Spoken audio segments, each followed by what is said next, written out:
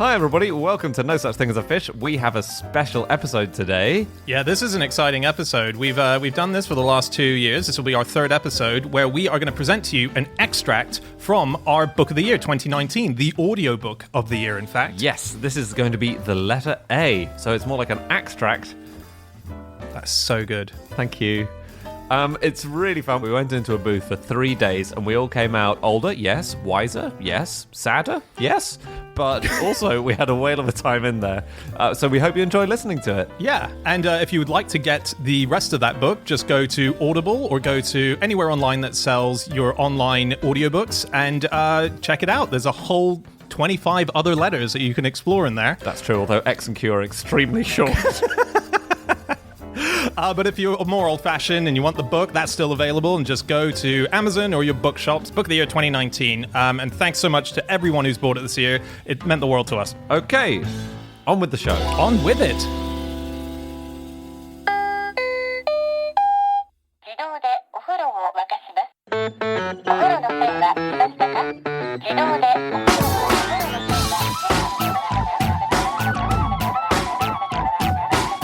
Hello and welcome to the Audiobook of the Year 2019. My name is Dan Schreiber. I am sitting here with Andrew Hunter-Murray, Anna Chazinski, and James Harkin, and we are four fact nerds who host a weekly podcast called No Such Thing as a Fish. And once again, we have gathered around the microphones to tell you about the most interesting things that have happened on your planet in the last 12 months. That is correct. So if any of you out there are just sick of reading the same old news stories, fear not. We're not going to cover them. We are going to tell you about the stuff that you might have missed, like the weirdest, wackiest stuff out there. So things like the fact that 3 new lawnmower records were set this year. Wow. Yeah, pretty big deal. Or that a winner of the first ever heavy metal knitting championship was crowned. Big stuff like that. We might mention one or two things about the big news of the year. So we might mention a few things about Trump, I suppose. Oh, yeah? I think climate change might get a look in. Yeah, definitely. But there will be absolutely no mention of Brexit. Oh. Ooh. What was that? I don't know. So I'll try it again. You know, the debate between Britain and the EU about the membership, and that, of course, we refer to as Brexit. It's happened again. Okay, that's weird. Maybe they'll fix that glitch. There'll be no mention of anyway in the book. It's not going to happen. Yeah. So it won't be relevant. It won't be relevant, but I guess if anything slips in, hopefully that little noise will remain, and you'll know that that's what we're talking about. Why do you say remain, Dan? Wait, is this subconscious propaganda? This is bullshit. Just looking at the list of articles, there's news about whales and wigs and bees and Bezos and pigs and post and creepy crawlies, all sorts of stuff. It's all in there.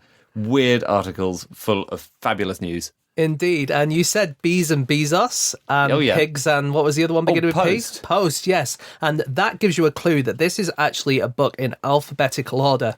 We'll be going through all 26 letters, one at a time, but actually there may be some of the letters that aren't recorded in this very room where we're recording at the moment. Yep, that's right. We are going to record some of our chapters or some of our letters or just some of our extracts on the road as part of our live tour. It's basically a cheat, so we don't actually have to come up with an actual live show. We're just going to read some of the bits from this book, and then we're going to insert them in here. So if you hear audiences laughing raucously or booing heinously, then it's not because we've invited 1,000 people into our recording studio. That'd be very distracting. It's because we're doing the live show. That's right. And we should say before we begin that we would like to thank all of the incredible journalists around the world who've made it possible for this audiobook to exist. And we're talking about everyone from the Birmingham Post to the New York Times, from Meat Management Magazine to the Uranus Examiner. If we didn't have them finding all the incredible stories that you're about to hear, we would be nothing. So thank you to them. Okay, that's it from us. We hope you enjoyed the book, and we will see you on the other side of it for the credits. On with the audiobook. Or 2 tourists planning to visit the Norwegian village of Or ended up 1,310 kilometres away in Or. Doesn't Or begin with O? It does sound that way, doesn't it? What a confusing way to start the audiobook. But does audiobook begin with O, James? You're quite right. It doesn't. Exactly. Very good point. Can you spell out these ors? Can you spell out every word you say from now on? Certainly, yeah. It might take a bit longer. So, or is a Norwegian letter which is spelled A, sort of capital A, small a, sometimes, or it's alternatively spelled sort of like an English A with a little weird blob on top of the A. It's called a hat, technically, I believe. Is it? It's like the little ring on top of a Christmas bauble. You could hang it on a tree. Yes. Bauble, demonstrating the or sound. So, yes, it is a confusing way to start the audiobook, but essentially it's the last letter in the Norwegian alphabet, but it looks like the first letter in ours.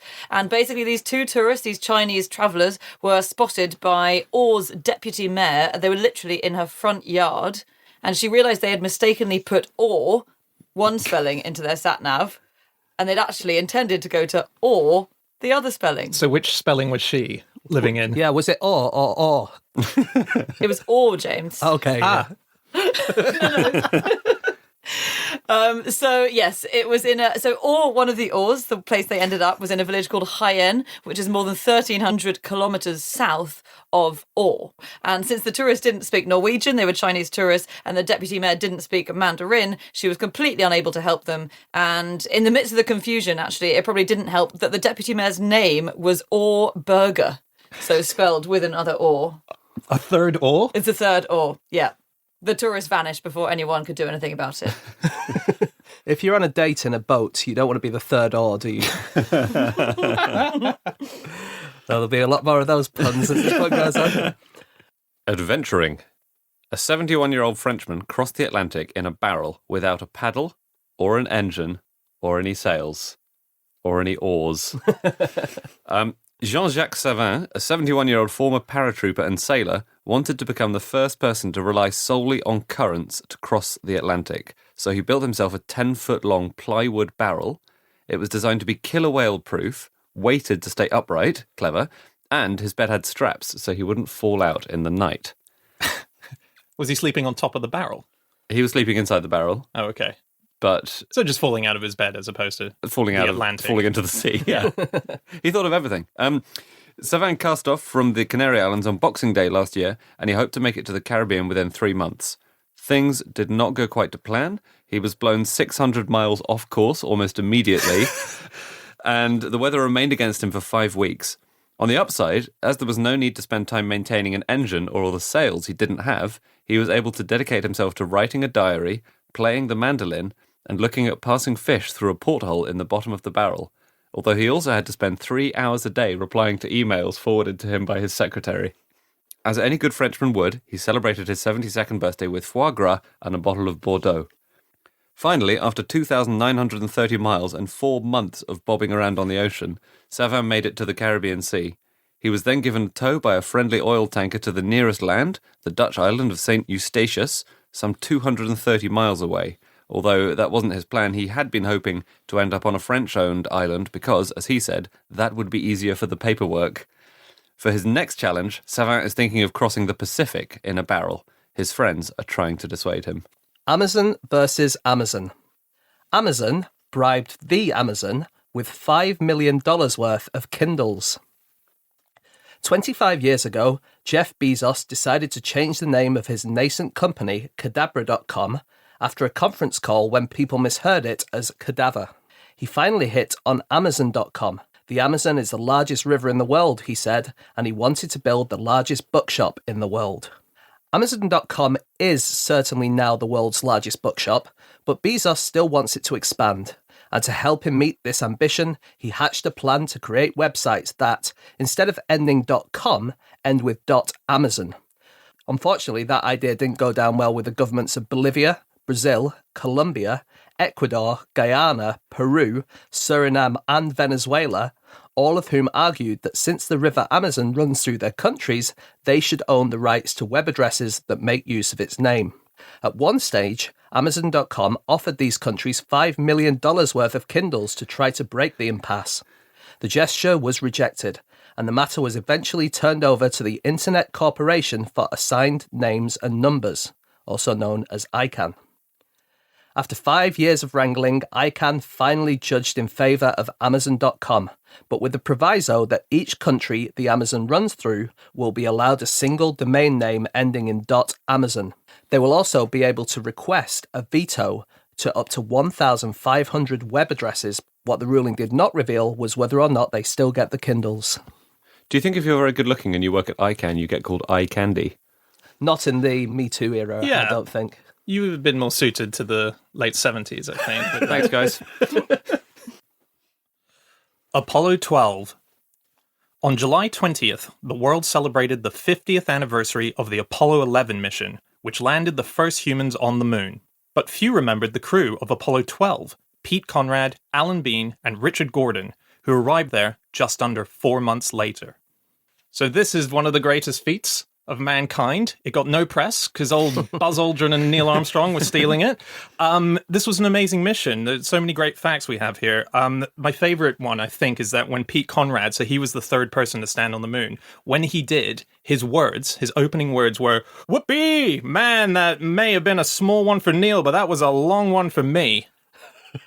Okay, why did he do that? Well, two reasons. It's a sort of pun on his height. He was 5'5". Okay. So it was a longer step than it would have been for Neil coming off the ladder. But the second thing is that when he was talking to a journalist, the suggestion was made that they were scripted by NASA. Everything that was said was by NASA. And he said it's not. And to prove it, he made a $500 bet that he would say the exact words that he said to her right there in the interview. And that's what it was. And so he won the bet, but he never got the money. Did he not? No way. Why not? I think she lived in a different country. It was a bit of a hassle getting back in contact. You're right. They made it to the moon, but they couldn't transfer money between countries.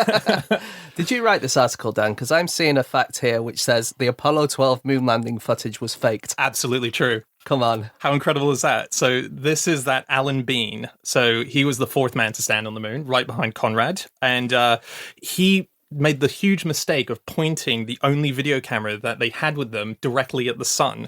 So all of the components inside it burnt out. And so now we had a moon landing without any visuals. So back on Earth, you had news channels like CBS who had the audio coming through, but no visuals. So what they had to do was improvise, and they threw to studios where they had set up two people dressed as astronauts walking around and sort of half mimicking what they were hearing through the audio. That's amazing. Incredible. Yeah, and then there was also NBC who had marionettes on hand that were made by the puppeteer who had made the ones and performed in The Sound of Music, The Lonely Goat Herd. That's So cool. a generation of people grew up thinking that the second bunch of people to land on the moon were just yodeling the whole time. They also, speaking of Alan Bean, I love this. When they returned to Earth, so it had all gone really well, they returned to Earth, and then Alan Bean, as they splashed down, was knocked unconscious. So as the command module that they were returning in sort of came down to Earth, this camera was jolted out of place, hit him on the head. He was knocked unconscious at the last minute, needed 6 stitches. Wow. Do you think the camera was getting its own back for being pointed at the sun a few days earlier? Yeah, Would have been that. ruining its big chance, its big moment. There was a lot of pranks that happened on Apollo 12, which is really interesting. So there was a backup pilot called Dave Scott. So if one of the astronauts had been sick, he would have stepped in at the last second. But he was very involved in setting up things like the checklists. So when astronauts were on the moon, they would have a sort of wristwatch, but it was a sort of booklet to tell them of things they need to do while they were there. And he snuck on into this booklet pictures of Playboy bunnies from the day. So as they were looking through the checklist, suddenly, as they flip the page, there's Angela Dorian, aka Miss September, and he'd written special captions underneath. So for hers, it was "Seen any interesting hills and valleys?" and just nude shots of women. Oh, he's a man after your 1970s heart, Andy. Okay, can we nip that in the bud, please? It wasn't the only saucy incident to take place on this mission. Saucy, you're not helping yourself. So when Conrad and Bean, they had finished their spacewalk, and then when they were returning to the command module, they had to do so nude.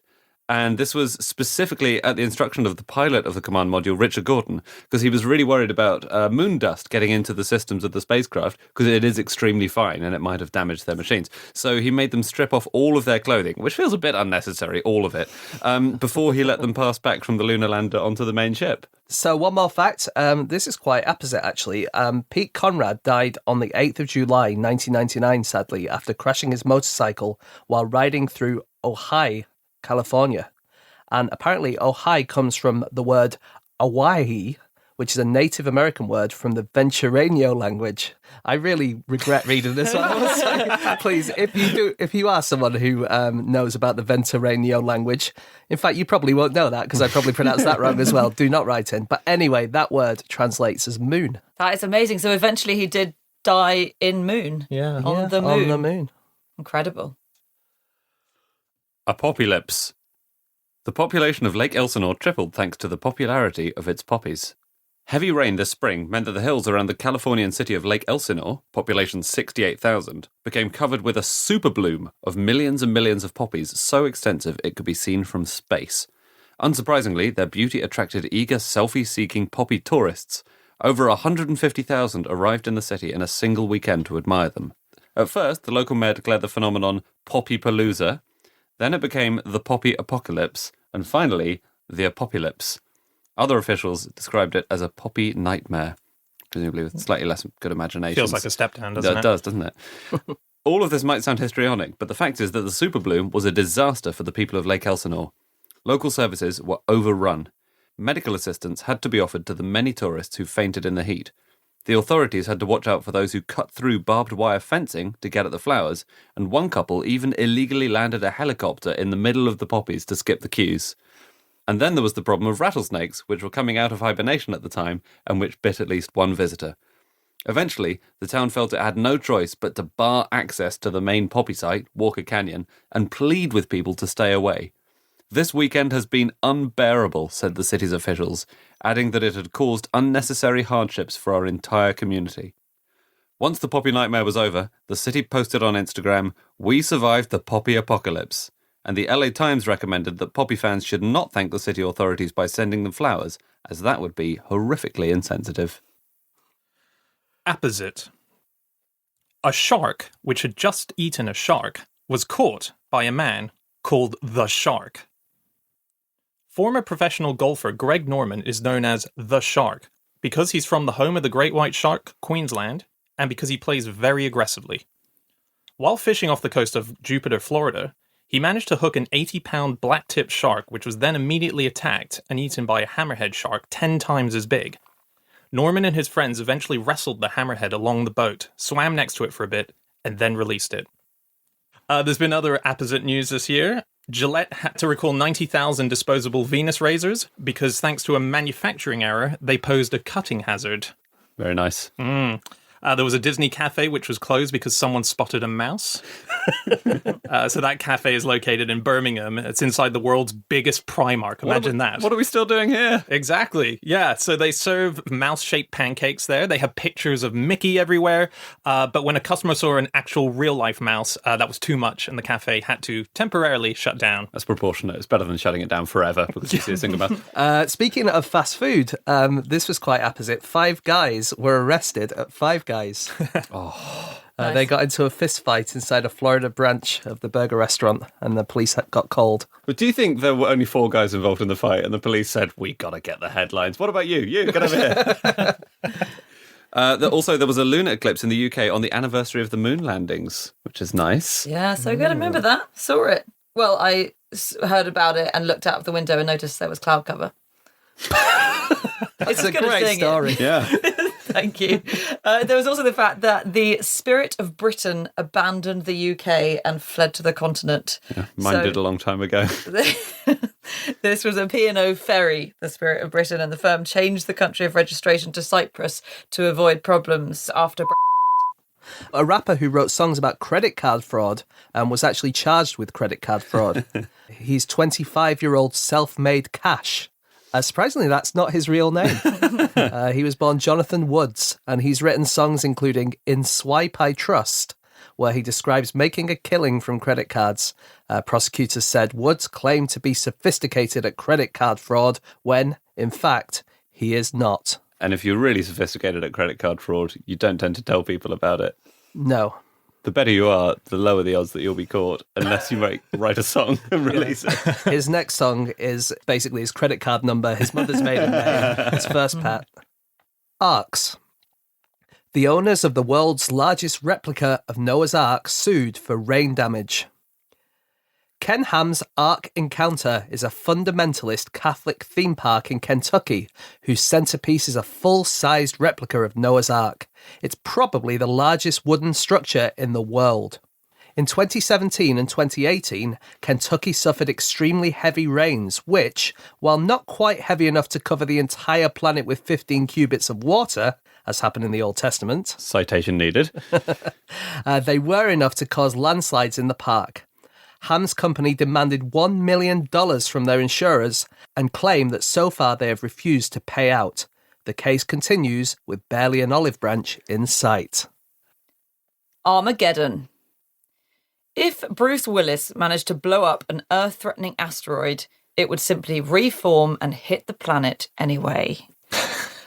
That reference requires that you've seen the film Armageddon or know about it, which I assume you have. But this was the conclusion of a group of scientists at Johns Hopkins University who built a computer simulation of asteroid collisions in order to study what happens when the space rocks break apart. They found that asteroids are stronger than we thought and that existing weapons would not be capable of flinging the pieces far enough apart to stop their gravity from bringing them back together. One way and another, the world's scientists had a pretty bad year fighting theoretical apocalypse scenarios. Around the same time as the Johns Hopkins calculations were being made, some of the world's greatest minds gathered at the International Academy of Astronautics Planetary Defense Conference and failed miserably to save the Earth from a fictional head-on asteroid impact. The simulation, which was created by a NASA engineer, began with an alert that a 200-metre-wide asteroid had been detected and had a 1% chance of striking the planet in 2027. The team challenged to deal with it decided to build 6 kinetic impactors, which are probes designed to hit the asteroid to change its trajectory. Remember, this is all a simulation. The probes managed to deflect the main body, but they caused a fragment to break off, which then headed for the eastern US. So despite having 8 fictional years to devise a plan to save the world, the team was unable to stop New York from being flattened. The European Space Agency tweeted along with the simulation, although every tweet had to be accompanied by the hashtag, in caps lock, fictional event, so that people didn't freak out about it. The threat of an asteroid strike isn't entirely theoretical. In July, a 100-metre meteor with the deceptively unthreatening name 2019 OK came within 40,000 kilometres of the Earth, and it was discovered only a day before it skimmed past the planet. If by skim past the planet, you mean it was 40,000 kilometres away. But that is a relatively small distance in planetary terms. Had it hit the Earth, it would have exploded with the power of a large nuclear bomb. Scientists who subsequently tried to work out why they'd missed it until the last minute realised it had actually been captured twice by telescopes, but no one had recognised what it was. And 2019 OK isn't alone. There are an estimated 30,000 asteroids between 100 and 300 metres wide that are out there, but we have only spotted 16%. So if an asteroid is heading our way, it's unlikely Bruce Willis would have time to do anything about it anyway. How could you tell it's 300 metres wide as opposed to 300 metres high or long? Because they're tumbling around. Yeah, but normally with spheres you call it width rather than height. Oh, I It's thought like they were... width, like diameter or radius. If you saw a circle, you wouldn't say, how high is that circle? No. Or how long is that circle? You'd always say, how wide is that circle? To be honest, I've come across so few theoretical 2D circles in my day-to-day life. Now I'm not doing GCSE maths anymore. It almost never comes up. Can I ask why they called it OK? Yeah, it does seem like a misnomer, but it comes from the year it was discovered, so that's the 2019, and then the OK comes from the O, which is the designated letter for the half month of July, as in so July 16th to 31st, when it was spotted. Right. And the K is because K is the 11th letter of the alphabet, and the asteroid was the 11th such discovery in that period. Got Okay. it. So the one that came 4 after would have been 2019. Ooh. Yeah. Aussie election. A pre-election poll revealed Australia's most trusted politician is the Prime Minister of New Zealand. When he called the election, Australia's Liberal Prime Minister Scott Morrison asked the electorate, "Who do you trust to deliver that strong economy which your essential services rely on?" The answer, according to the polls, was increasingly nobody. The controversies that plagued the election didn't help. Liberal candidates were forced to step down over claims of Islamophobia and homophobia. The opposition Labour Party had to drop candidates for alleged sexism and anti-Semitism. and the government was caught up in a scandal that centred on a claim that it had improperly spent $80 million to purchase water from farms.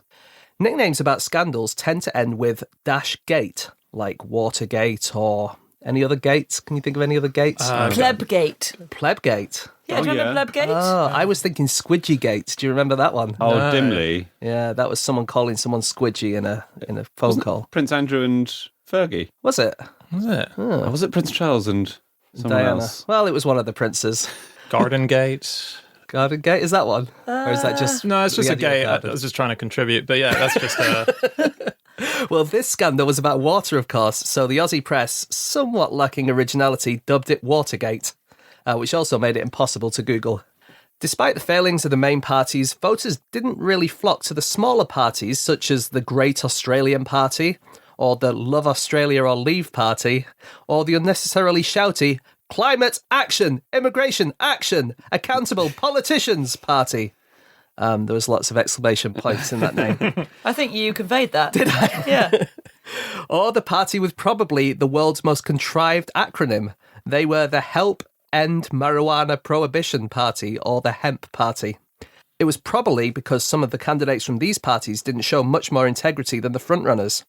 One activist from the United Australia Party was fined for exposing himself at a polling station, while a candidate for the anti-immigrant One Nation Party shared a Facebook post of a naked woman photoshopped to look like a centaur, with the caption, interesting thoughts. There were also some exclamation points in that. He managed to avoid deselection somehow. All of which meant that although Scott Morrison managed to hold on to power, when it came to naming a politician they trusted, many Australians looked to the country on the other side of the Tasman Sea.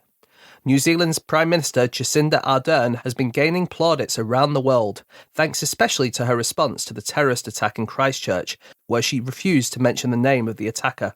Her personal integrity has been similarly unimpeachable.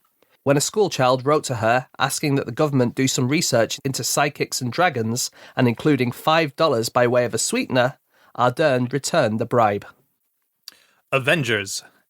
Avengers assembled against their biggest enemy. Spoilers. So Avengers Endgame is the last of a 10-year run of films for comic book franchise Marvel and has become the highest grossing film of all time. When it was released, Google searches for how to avoid spoilers reached a record high as fans desperately sought ways to avoid accidentally finding out what happens in the film. In fact, in recent years, Marvel actors themselves have been the main culprits when it comes to spoilers. Tom Holland, who plays Spider-Man, has a reputation for repeatedly giving away details of films he's in. He once talked about the plot of a film at a screening, not realizing that it hadn't yet been shown to the assembled fans. And Mark Ruffalo, who plays the Hulk, once accidentally live-streamed the first 10 minutes of a Marvel film from his seat at the premiere. The makers of Avengers Endgame tried to ensure details of their film wouldn't emerge too early by giving members of the cast fake scripts that included fake scenes and fake plot twists.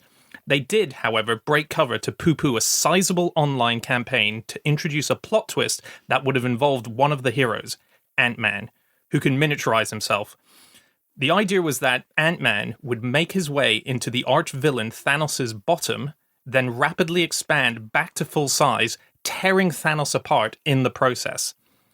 Now, explaining their decision, co-writer Christopher Marcus pointed out that if Ant-Man expanded, he would simply be crushed by the immovable walls of Thanos' mighty rectum.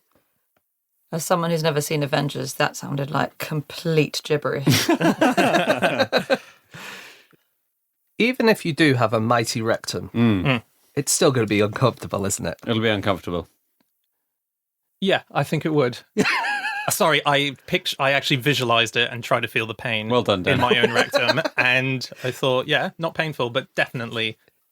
You think it wouldn't be painful? I think it'd be uncomfortable for someone as powerful as Thanos, who Yeah. is basically immortal and destroying the entire universe. Yeah, I think it'd be a little tickle in his bum as opposed to a stabbing sensation.